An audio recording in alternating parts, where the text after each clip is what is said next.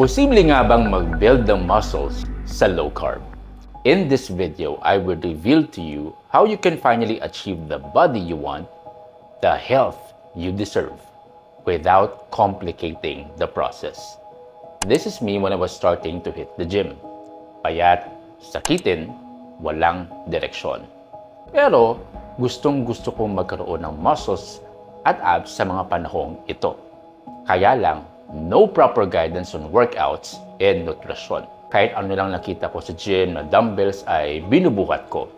Kahit anong pagkain ang nasa lamesa ay kinakain ko. Kasabay pa nito yung laging puyat sa work with matching pancit canton at Mountain Dew.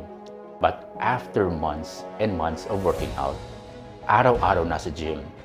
Pero ganun pa rin. Walang progress. But results seems to run from me. Naisip kong itigil ang pag-workout. Nakakapagod.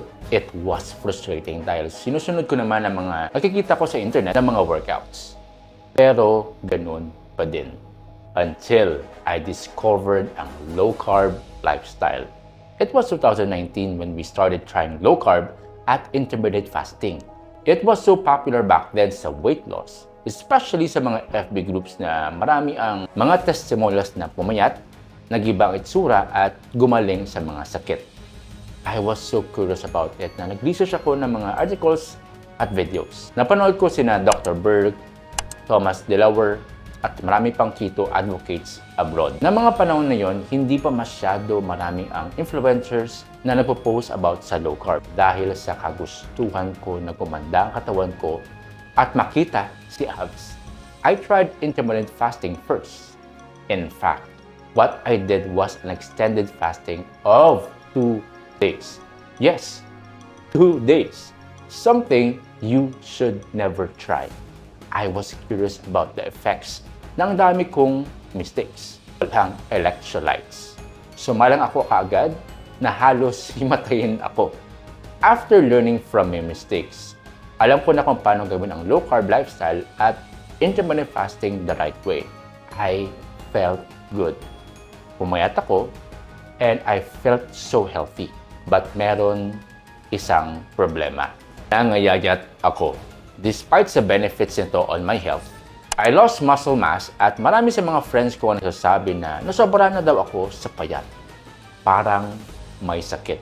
At kailangan ko nang baguhin ang body composition ko. Dito na ako nagsimulang itama ang macros, calories, at workout program ko. So, posible nga bang mag-build the muscles sa low carb? Here's how to do it. Ang una mong dapat gawin ay iset ang mind mo na long-term ito, matagal, mabagal at paulit-ulit na proseso. Dapat gawin mong lifestyle ang pag-workout at pagkain ng tama. You need to be willing to do this consistently and focus sa proseso rather than the results.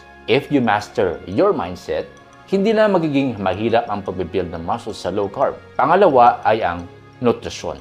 Dahil ang muscles require more calories, nararapat lamang na you need to be in calorie surplus and right protein.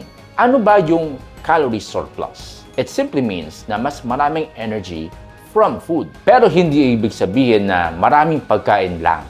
Kailangan mong piliin ang tamang pagkain na mataas sa calories. So you can be eating a lot, pero hindi pala mataas ang calories nito. Katulad ng 100 grams na chicken breast without the skin na meron lamang around 110 calories. Compare that to 100 grams chicken drumstick with skin na merong 130 calories. Big difference pa dyan dahil mas nakakabusog ang chicken breast. So, ang mga pagkain na dapat mong kainin ay mga sumusunod. Kapag sa manok, chicken thighs, drumstick, at chicken quarter leg. Kapag sa pork, pork chop, pork shoulder. Kapag sa beef naman ay rib eye at yung may taba. Make sure din na you're using a good amount of cooking oil, butter, or cheese kapag niluluto ang mga pagkain na to. Now, I'm not saying that you will eat a lot of fatty food. Kung kailangan mo ng mas accurate na calorie count for your body, you can get my ebook na merong meal plans at meal suggestions na kailangan mo to build muscles on low carb. Meron din itong workout program na may video guides para magawa mo ng tama at safe ang pagbubuhat. You can comment down below or send me a message if you want to get a copy. Which brings me to my third point, resistance training. You can't build muscles if puro cardio, Zumba, running lang ang ginagawa mo. It needs resistance, and that can only be done if you lift weights. Pwede bang mabuhat kahit 40 years old, 50, 60, 70? How about 80? Definitely.